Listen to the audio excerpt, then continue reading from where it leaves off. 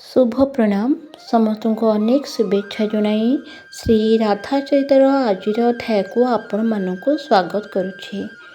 उद्धव रथ नहीं चली वृंदावन प्रति मात्र जितेबले श्रीधाम वृंदावन सीमा आरंभ हो गला आश्चर्य होगले उद्धव।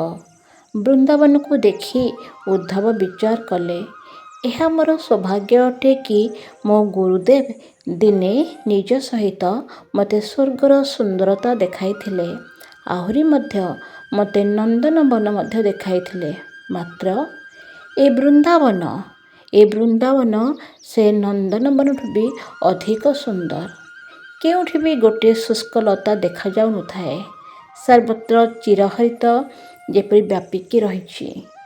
वृंदावनर वृक्ष सबू स्वर्गर पारिजात पुष्पठार मध्य अधिक सुंदर आकर्षणीय थिला। केते सुंदर ए वृंदावन, केते प्रेममय स्थान। उद्धवଙ୍କ रथ आगको बढ़ुथिला, जेमिति जेतिकी बढ़ुथाए वृंदावनर समस्त वृक्षलता जेपरि रथ पाखକୁ नई पड़ुथांती किछि जानिबा उद्देश्य उद्धवଙ୍କ चरणरे पुणी नई पड़ुथांती किछि पचारिबा निमंते, जेपरि रथ को परिक्रमा करि चलथांती। उद्धवଙ୍କୁ ମଧ୍ୟ सेमिति सेमान पे बेगता बढ़ी चलुथाए। धरिकी जेमि कुंढाई कांदिया भी इच्छा होथाए।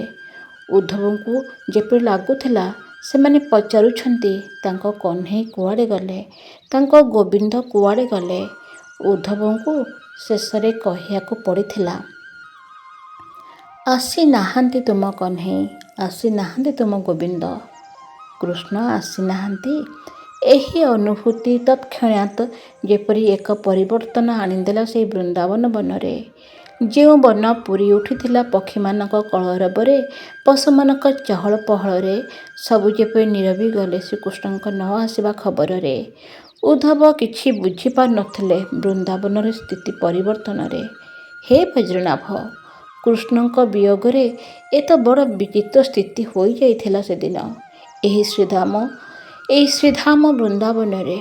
उफ, आउ किछि बाट रथ गला परे वृंदावन भूमि को देखागला। समस्त गोपाल बालक माने रथ आसवा देखि खुशी नाची उठिले। समस्ते भाबुथिले बोध हुए सेमानक सखा कृष्ण फेरी आसिले। ए प्रतीक्षा अविचल प्रतीक्षा दिन परे दिन, मास परे मास, वर्ष परे वर्ष बीतीगले मध्य एपरी प्रतीक्षा चालू रहिथिला।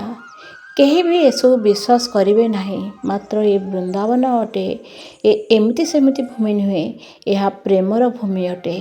एथिपाई तो देवता माने आतुर होइथांती ए भूमि को आसिबा निमंते। अरे मनसुख, तोर कौन हैला? एबे तो तू एते खुशी हेउथुलु, मात्र पुणी हैला कौन? श्रीदामा पचारिथिले मनसुख को। ना, मु जीविनी से रथ निकट को। से आपे ओह्लाई आसी मते क्षमा मागिबो। कौन पे क्षमा? अरे से आमको छाड़ी की चली जाइथिला, आमको अश्रु दे। आमे सेमिति बोली तो एठी बसी रहिछु अश्रु बुहाई। एथिपाई कि कन्हई आज आसीबो, काली आसीबो। तुमे माने जाओ, देखा कर ताको, मु किंतु जीवी नाही। रथ आहुरी पाखକୁ आसिला। कौन नंदमहल एपट कि? उद्धव केवल से गोपाल बालक मानू एतिकी ही पचारिथिले। सबु गोपाल बालक माने अपलक नयन रे उद्धव को देखि चली थांती। मनसुख पुणी कांदी उठी कहले, आज भी आसिला नहीं से निष्ठुर। मधुमंगल डरी डरिकी पचारुथिले उद्धव को, आम कन्हई आसिलानी?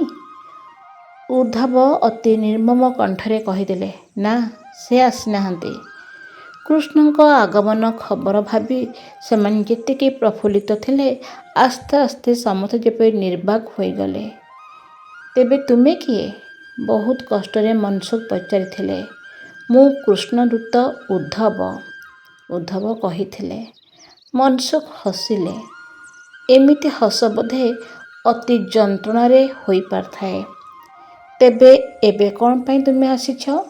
मनसुख कांदिकी कहुथिले। आमर सबु किछि तो तुमे नहीं जाइछ, ଆମେ ଆମ କୃଷ୍ଣଙ୍କୁ ନେଇ କେତେ ଧନୀ ଥିଲୁ। ତୁମେ ହିଁ ତ ଆମ କାହ୍ନାକୁ ନେଇ ଆମକୁ କାଙ୍ଗାଳ କରିଦେଇଛ। ପୁଣି ଏବେ କ'ଣ ପାଇଁ? ମୁଁ ପଚାରୁଛି, ନନ୍ଦମହଲ କେଉଁ ଦିଗରେ ପଡ଼ିବ?